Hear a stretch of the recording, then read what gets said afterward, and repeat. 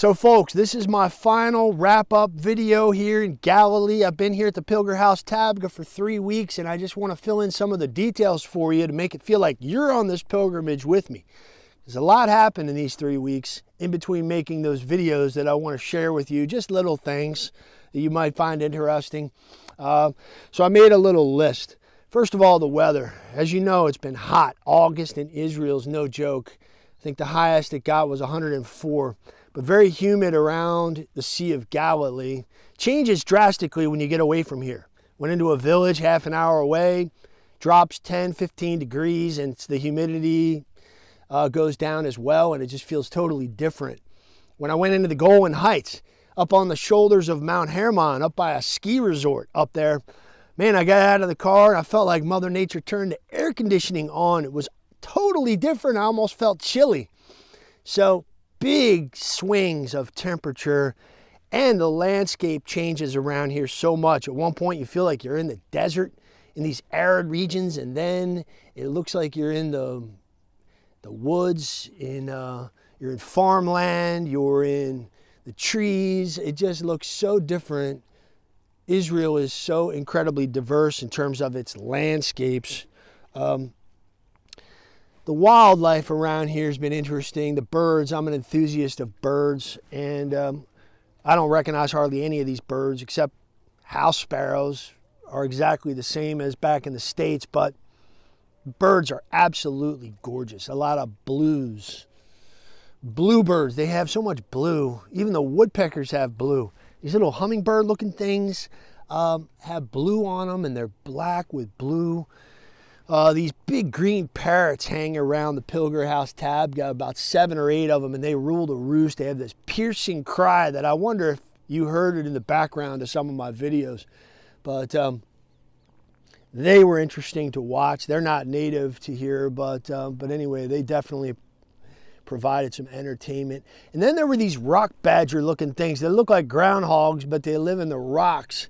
I had a number of encounters with these guys in close range, and that was interesting. I think they're called a rock hyrax or something like that. But all right, moving on. Food wise, the food here was good, but I didn't come here for the culinary experience, cuisine experience or whatever. I didn't eat out at all here.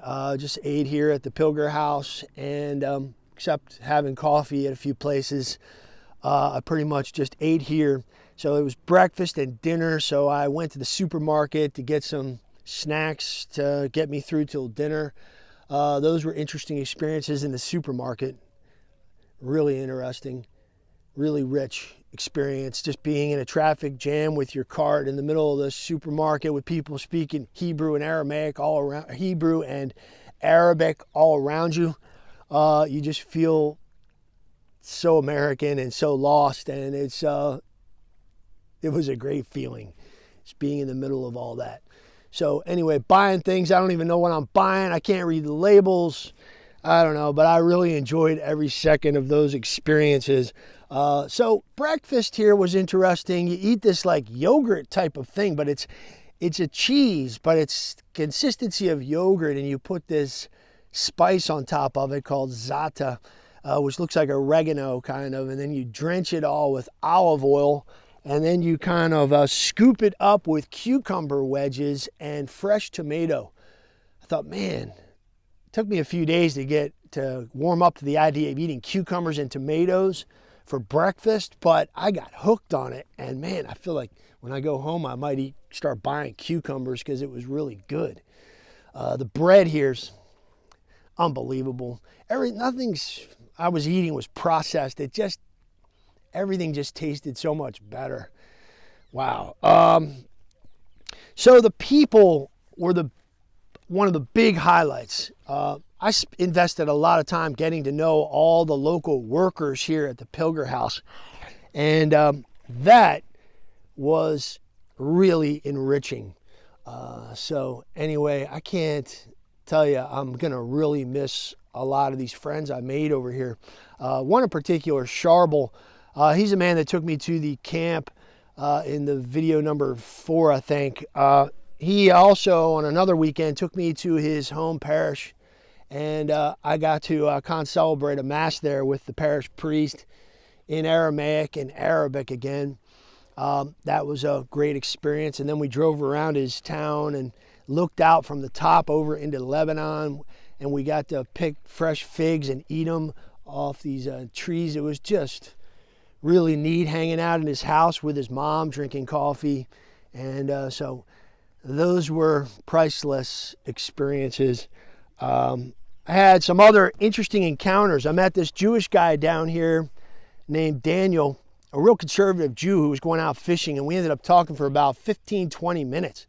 His zeal for the coming of the Messiah, I mean, it was just such an interesting encounter talking to this guy, Daniel. It was an encounter I will never forget, right down there.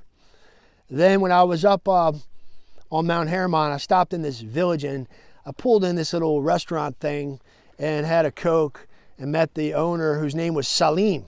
Salim was telling me a little bit about his religion, is the Druze religion, D-R-U-Z-E.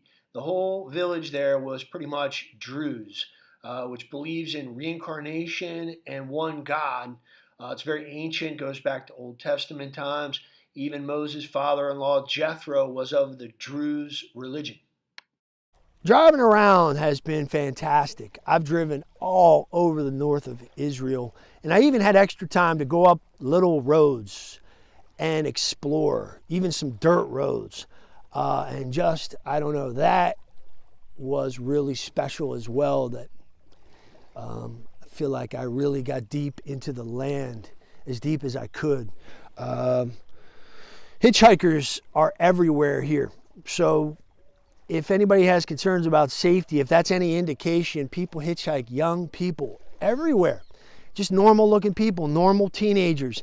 Teenage girls are hitchhiking here. I even saw a single teenage girl hitchhiking. That's unheard of. That's mind-boggling. But that's how safe it is here. When you talk about safety and any concerns you might have about safety, the locals just roll their eyes. I mean, it is actually extremely safe up in the north of Israel.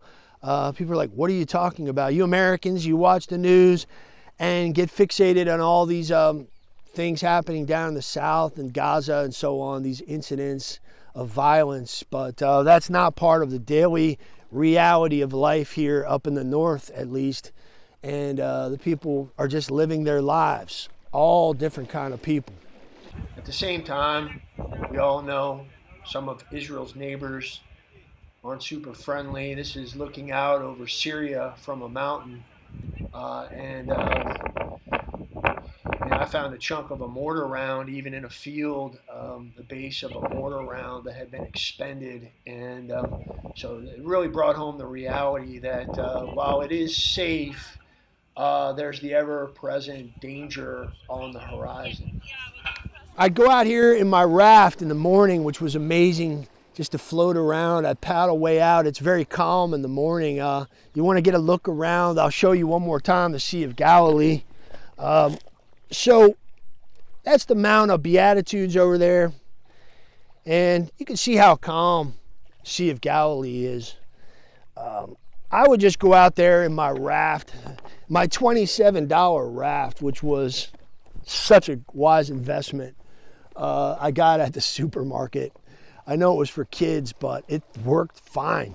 And I would just go way out there in the morning when it's calm and let the gentle swells bring me back in. It was some of my best prayer time, just soaking in the fifth gospel, they call it, which is just the land of Israel itself, is like a gospel in and of itself.